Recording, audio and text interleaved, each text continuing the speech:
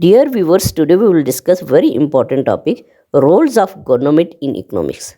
You can say that what is the role of government in economic policies, monetary policy, fiscal policy, all or any other field of economics. The government plays several important roles in economics. These roles include providing public goods and services. The government is responsible for providing public goods and services such as roads, education, healthcare, and defense.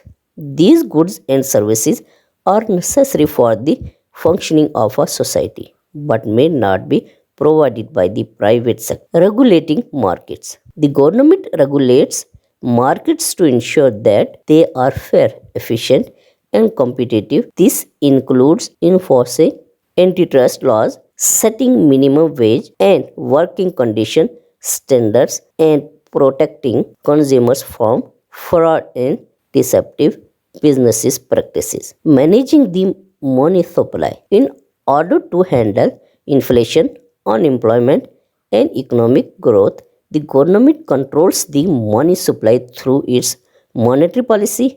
This is accomplished using instruments like controlling the money supply and establishing interest rates.